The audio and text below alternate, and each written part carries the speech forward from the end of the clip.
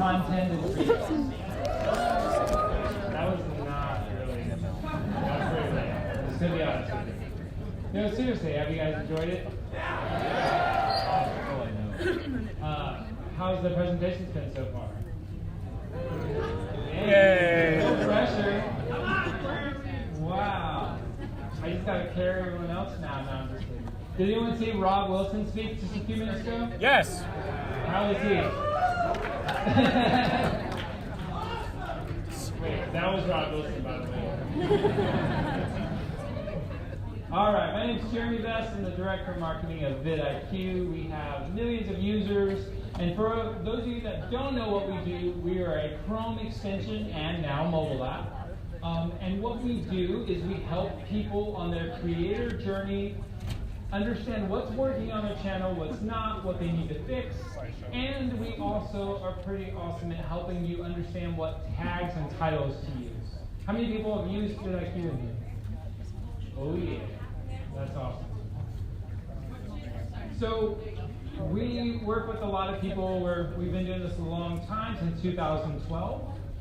And we actually do almost 3,000 channel audits, or probably more than that, a month at this point.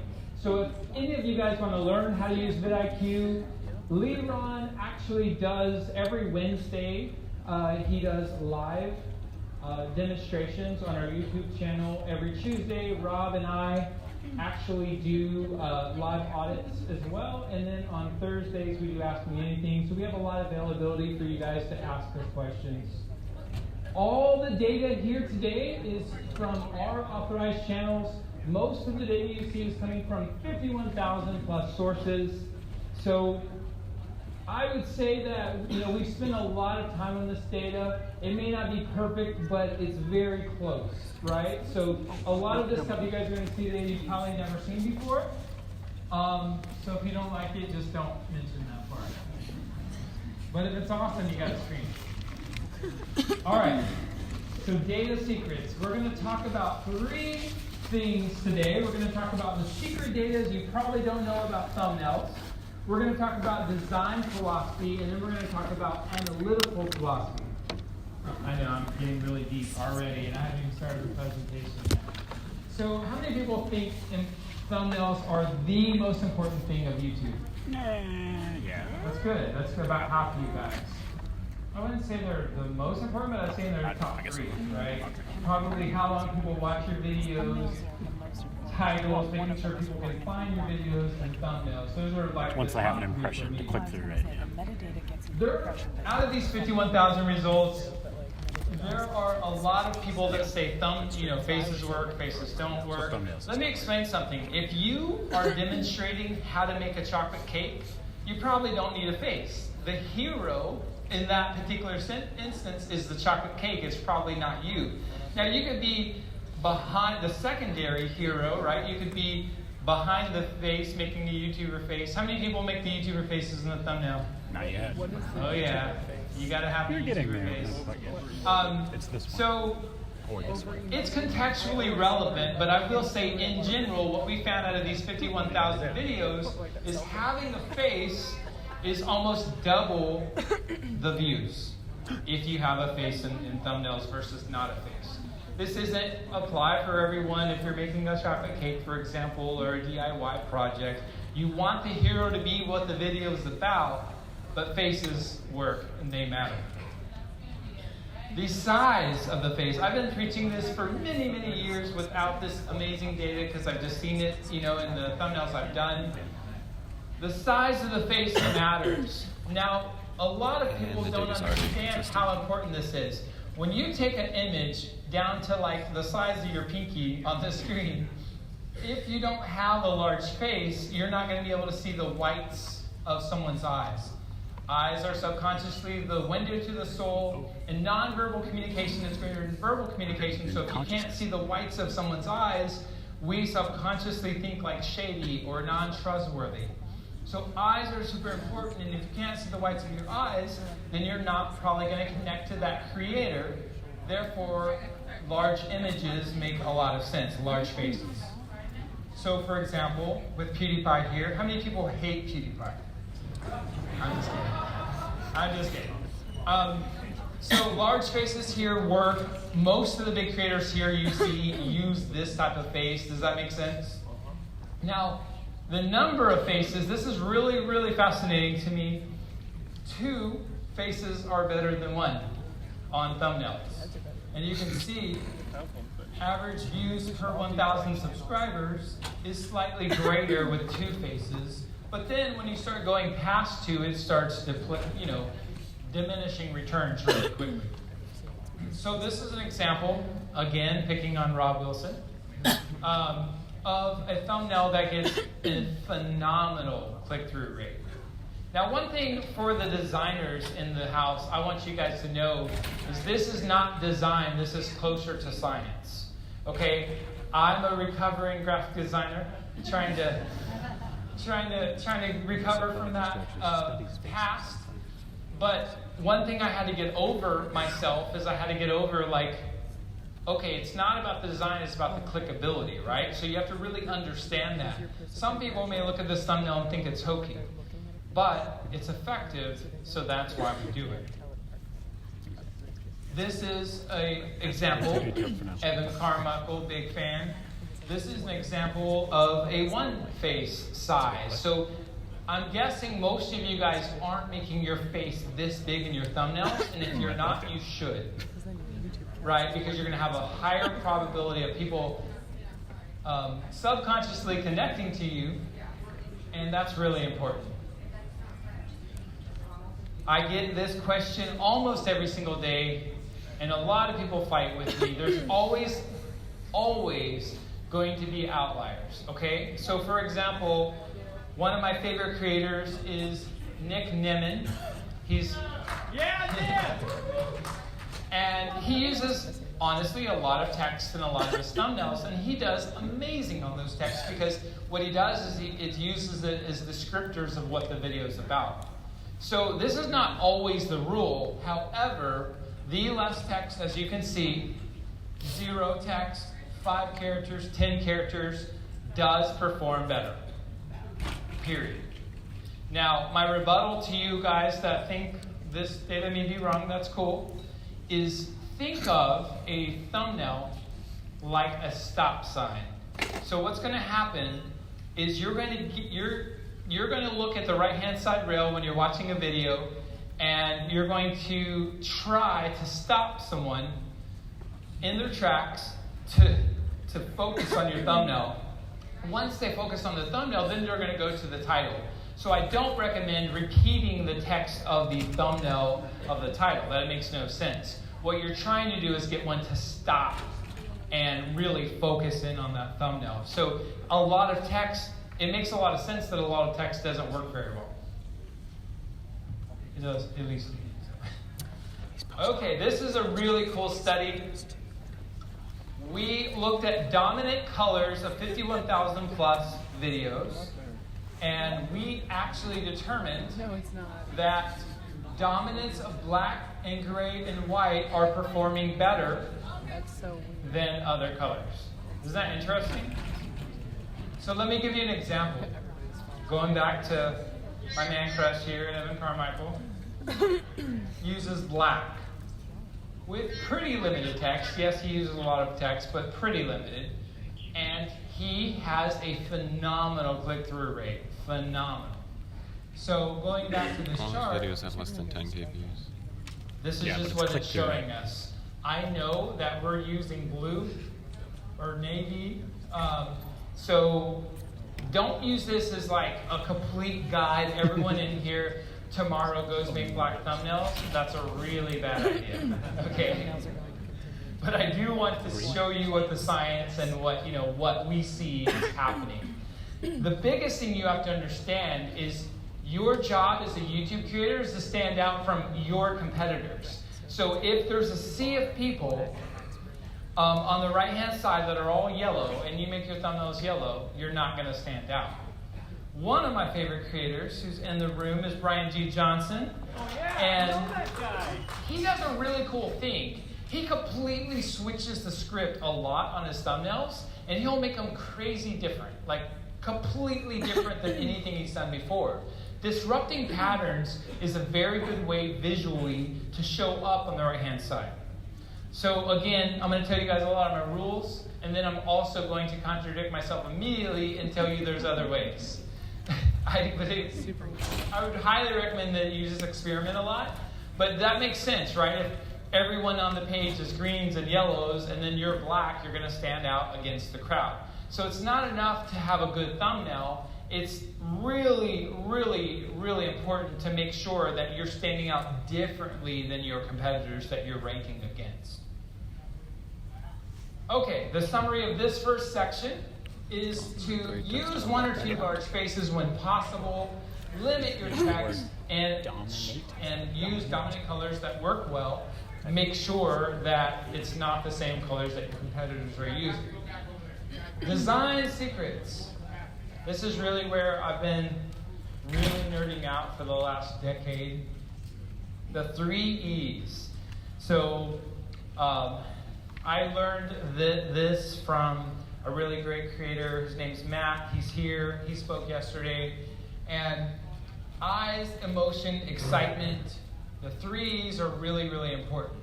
So this thumbnail, I helped Funimation several years ago go from about 500,000 subscribers to there are 2.6 million subscribers now. And the thumbnails were the only thing I changed. Nothing else. So we went from basically tripling daily views and daily subscribers because of these thumbnails. And one thing I want you guys to know about eyes and the whites of the eyes and all these, subconscious things I keep on telling you about is it also works for animation. It's not just humans. It also works for dogs and animals and anything with eyes. Here's an example of a video we did recently that has a very high click-through rate. And you can see that eyes, excitement, expression, emotion, engagement, YouTuber face is really important. How many people use arrows? How many people think arrows are cheesy? I agree, they are cheesy, but they work. They actually work better than text. And the reason they work better in text is they're giving someone a reason to click. It's not enough to have a pretty thumbnail. You have to have a thumbnail that gives someone a reason to click. Text usually doesn't give someone a reason to click, right? So things like arrows and circles that outline something does give a moment in your eye when you're looking down the right-hand side. It gives you a pause to be like, hey, what's that? And people will click on it to figure out what the arrow's pointing to. I am a big, big, big believer of using colorful backgrounds. And the reason for it, if you really think about this, and we're about to get this in a minute, is branding.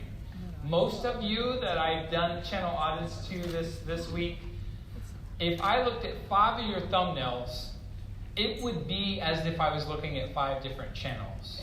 If the number one source of organic traffic for most of you is suggested videos on the right-hand side, how would I know to click on your thumbnail if I don't know what your brand is? So having like a consistent color in the background really, really helps with branding in general. Think about, so here's an example of Brian D. Johnson. Do you see how his red and yellow and black thumbnail just pops out of the screen compared to all of ours up there? Disruption works really well.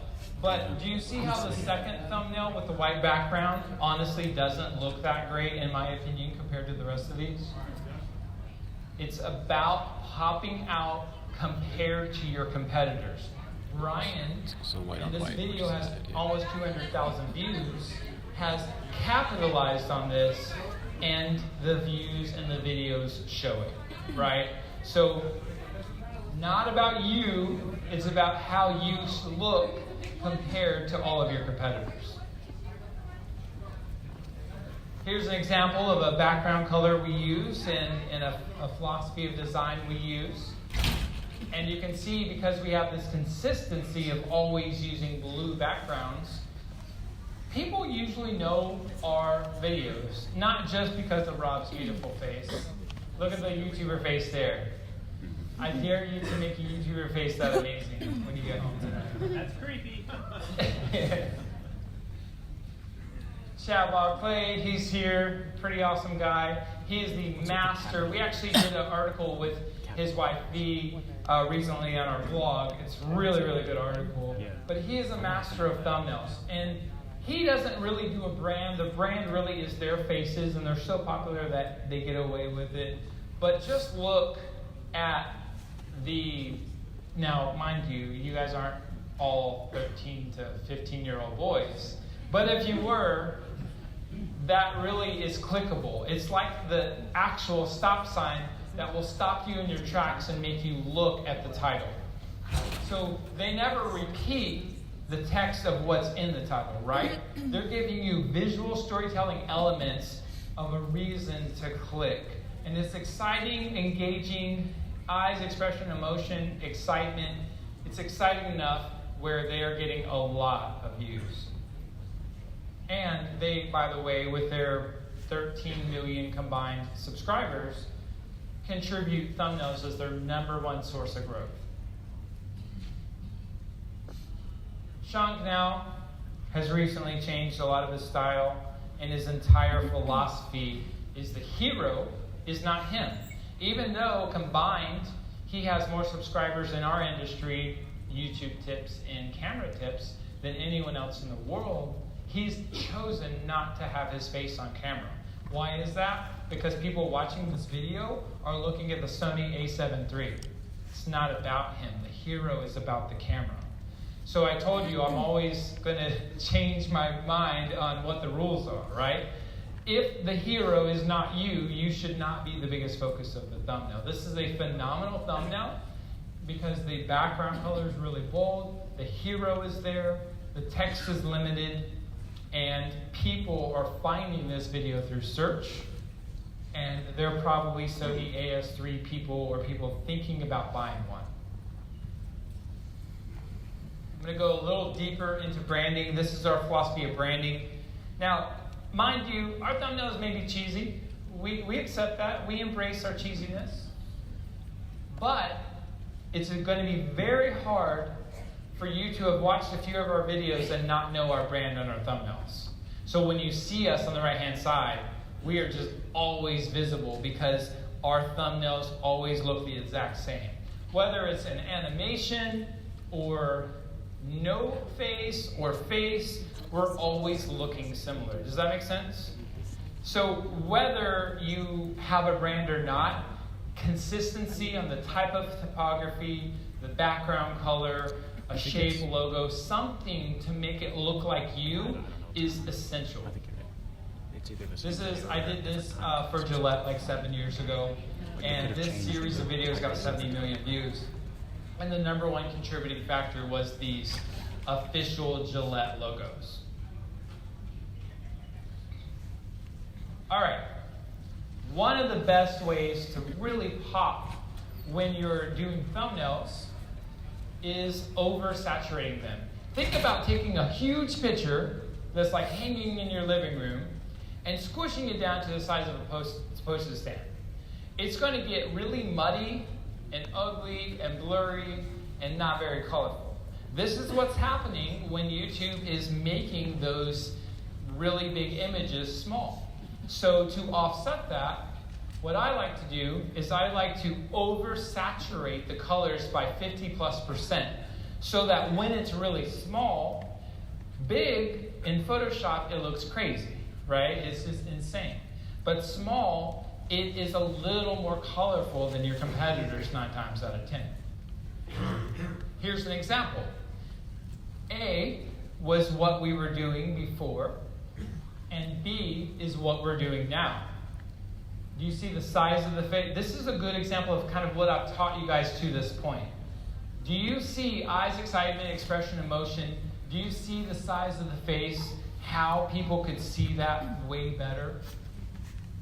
And could you believe a over 900% increase in views of our channel since we switched thumbnails? Does that make sense? Even though it might look subtle and it may not be a big deal, it really is. Over sharpen by 50+%. Usually I'm 200-300%. Again, when you take a big image and you make it small, it's going to be blurry. I personally like to use something in Photoshop called the high pass filter, and it just kind of takes everything and makes it way sharper than it should be. And I'm going to give you an example. So with the high pass filter, this is a thumbnail on my channel.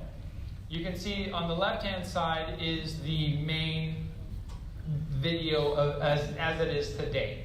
I have limited text, huge faces, expression, emotion, engagement. And over on the right-hand side, the very far bottom right-hand side, you can see what the what the image looks like before I sharpened it. And then next to it, you can see what it looks like after I did the high pass filter. Do you guys see that difference?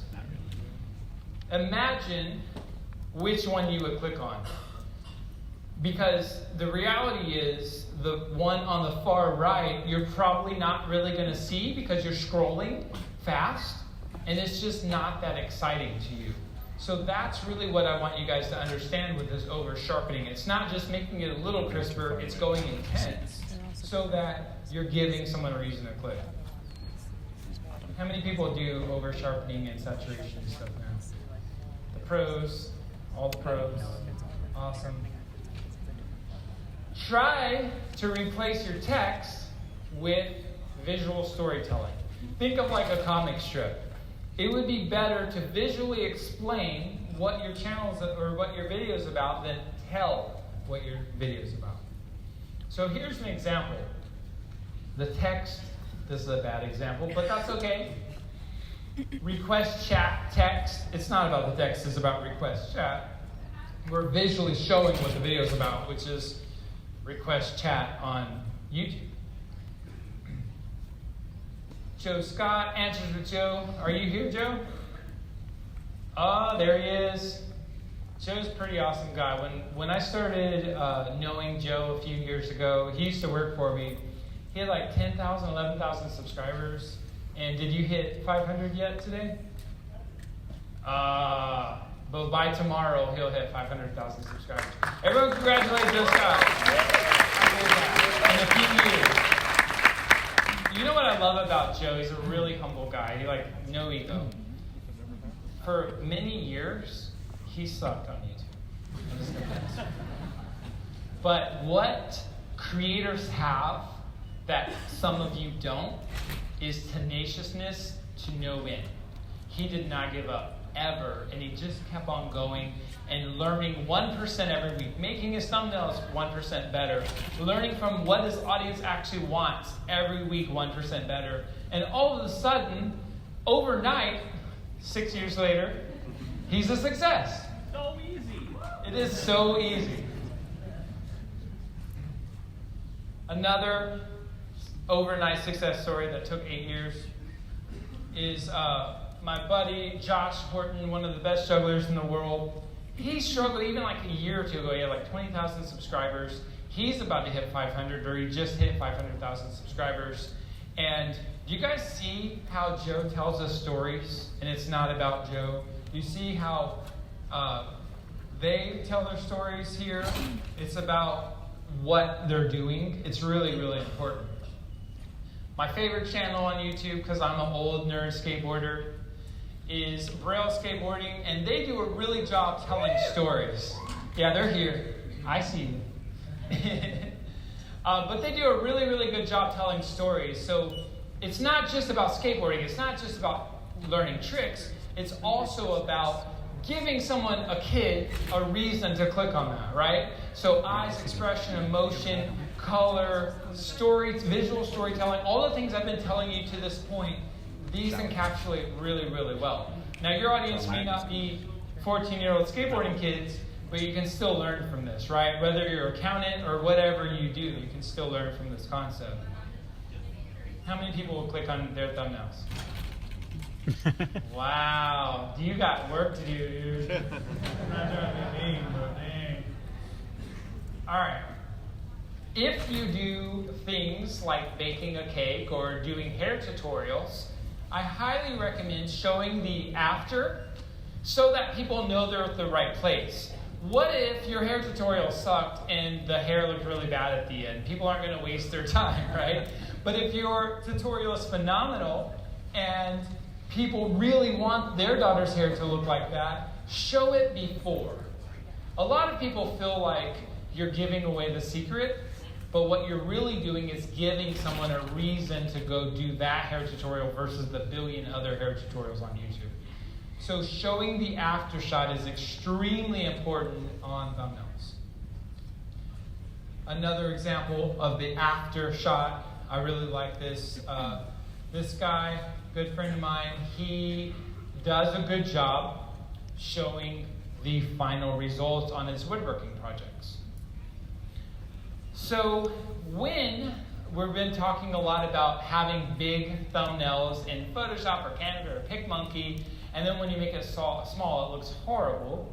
So I actually want you to design tiny. So I want you to scale down when you're in Photoshop or Canva or PicMonkey, scale down and see what it would look like small. Here's an example. So when we're doing thumbnails, we are actually sizing down to all of these various sizes so we make sure that the video can be read and seen, engaging, colorful, crisp, in any size. Does that make sense? All right. Give a reason to click. Toyota Live, that's a pretty good reason to click. A lot, like millions of people clicked on that, right? It makes sense. Now, I want to tell you guys a lot about clickbait. Clickbait is not clickbait if you deliver. If Toyota really lied, this is not clickbait. If they didn't lie, then this is clickbait. I think since the dawn of time of newspapers, headlines have been clickbaity, right? And I wouldn't be like really just like hardcore about it, like, oh, you're a clickbaiter. If you're delivering a message and it's entertaining enough for someone to click on it, it's okay in my book. I wouldn't be cheesy about it or, I don't know. If you're not delivering and you're doing this type of stuff, I think it's really bad. But human nature is to click on stuff that's exciting and fun and interesting, and people want to know what they lied about. So don't be afraid to make stuff clickable and giving someone a reason to care enough to stop at your thumbnail. All right, so going into the design secret summary, consider using the 3 E's. Matt Gillian taught me that in Playlist Live like a billion years ago. Use colorful backgrounds when possible. You don't always have to, but if you don't, I would go back to a branding concept of making sure people know it's your thumbnail and not someone else's. Over sharpen, saturate, use visuals to tell good stories. Show your results when you can. First, design small, and always give someone a reason to click. All right, going into the nerd side of how I roll, analytics. There are a lot of misconceptions about CTR. How many people have heard of click-through rate? Awesome, most of you. That's good. We're doing a good job here. It's all about getting more views. Thumbnails are all about getting more views for the same amount of effort.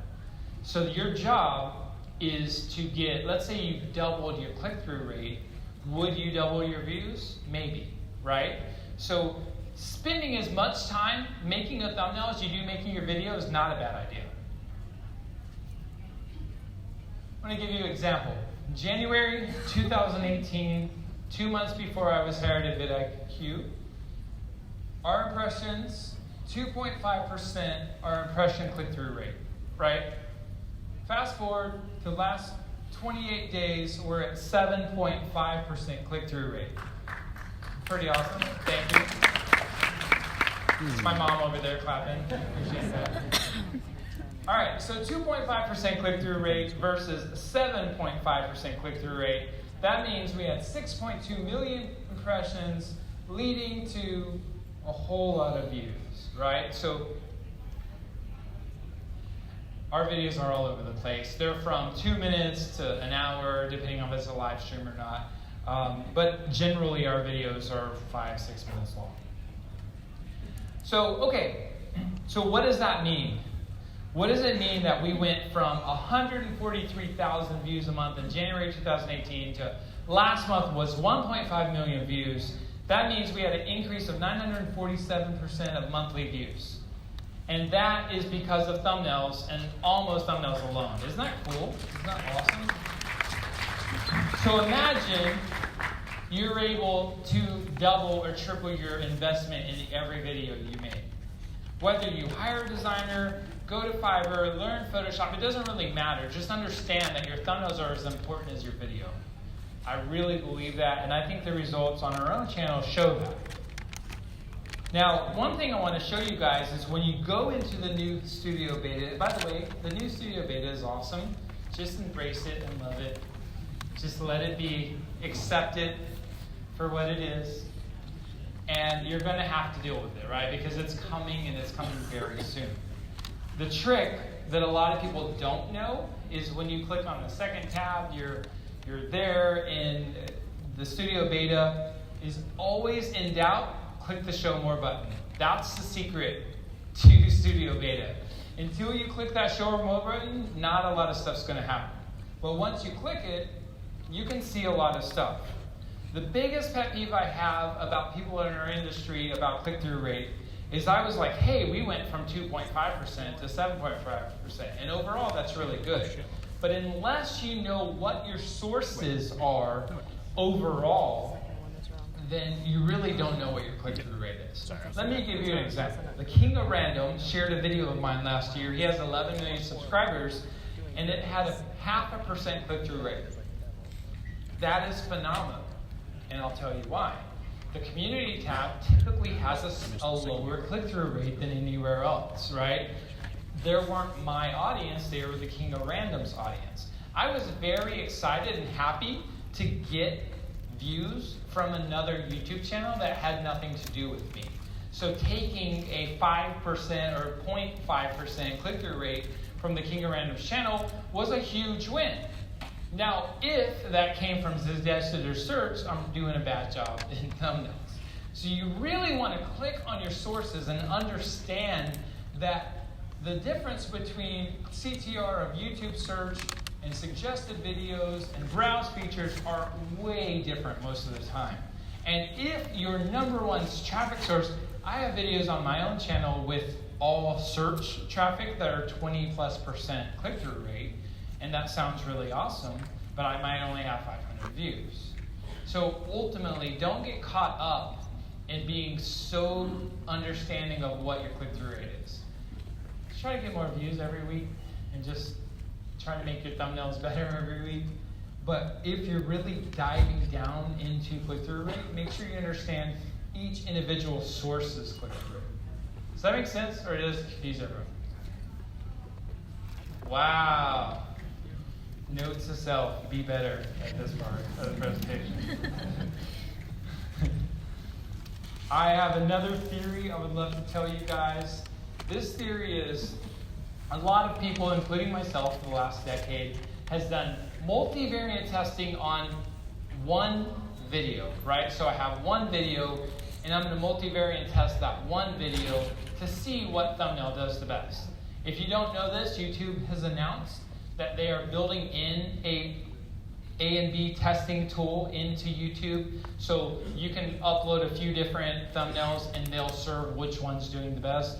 Super cool. But I have a different theory for you guys. My other theory for you is, instead of thinking of a thumbnail like each one has to be ultimately awesome, I would advise that your whole library of content is a global thumbnail design. So the background color is the same, the text is the same. It's like a template because you want people to know what your brand looks like, and then you increase that. I know Antonio here in the front row, I love how I'm just calling all you guys out. He went from a few years ago from 1,000 subscribers to, he's about to hit 500,000 subscribers in 2 years. Pretty awesome. And thumbnails is one of the biggest things he changed, and he had a global template. So what he did is he visually story told. He helps women in relationships And he had a global template, and he kept on making that better every week. So instead of making your one thumbnail better, focus on making all of your thumbnails, that template, that style, better, and move forward instead of backwards. I'm a big believer now of moving forward and not backwards for a lot of reasons, but the biggest is something called velocity. And your 1, 3, 7, and 28-day averages of views are really important. So if you have a video that's not been doing really well for the last 6 months, and you make a new thumbnail, it's probably still not going to do really well, right? Because it's just kind of dormant at this point. So I say every week get 1% better with your thumbnails and your titles and on air, and just move forward and learn and get better and just push forward. I'm not a big believer anymore of optimizing backwards. I just don't think it's that effective. Here's an example of a friend I have that I helped her with her thumbnails. On the left-hand side, this is a good thumbnail, right? The left-hand side is really good. Actually wasn't. You know why it wasn't? Because all of her competitors had white backgrounds. So she did not stand out. So she's tripled her click-through rates using the formula on the right-hand side. She hates her new template, by the way. She hates it. She's like, I look like a goober. And I'm like, just embrace yourself being the YouTuber face. You're good. I want to quickly kind of end with this thought. I want you guys to know, a lot of you guys this week have came up to me and told me that at least YouTube or Google doesn't know what's on your thumbnails. They're not that intelligent. I want to make sure you guys know you're wrong. And this is the Google Cloud Vision. Now, I don't know if, with definitiveness, I don't know if they're using this, but I know this is their tech. So I uploaded this thumbnail this morning to the Google Cloud Vision. Anyone can try it for free. And it knows what is going on in the image. It knows what the eyes are. It knows that it's, I love that it's an 87% man and only a 64% person. Pretty awesome tech, but maybe they got a little the gender more from the face, but it doesn't have the whole body, so it doesn't. But it's pretty cool. There's a 95% probability that it's a face with facial expressions, skin, nose, chin. So they're getting really, really smart with their AI technology of reading images, and they even read the word. So if you think for a second that Google and YouTube cannot read or understand your thumbnails, you're wrong. They can. I don't know if they do, but they can. And I would consider that into your overall strategy. They even know what the dominant colors are. That is literally and they know computing 101. Safe search. So think about safe search. Think about monetization. Think about how YouTubers are paid. So if you have a racy image, this may automatically flag you for demonetization. Who knows, right? I'm just showing you what tech they have. I'm not telling you they do it or not. I'm just telling you what they have availability of. Yeah, Google Cloud Vision.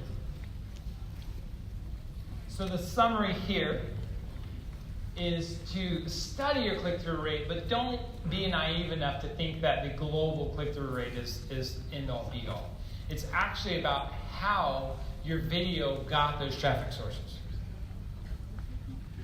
Always click see more anytime you're in the new Studio Beta, so you can see really awesome information.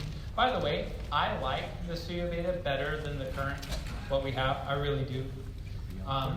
I personally think they have a little room to grow on editing videos, adding cards, things like that, but I really, really like the new Studio Beta. Look at your click-through rate traffic sources, test often. It's not as important to test one thumbnail as it is your entire philosophy of your library. And plan like YouTube can visually read anything on your thumbnails. Not saying they do, I'm just saying they can. All right. Do we have any questions? Thank you very much for your time. I appreciate it.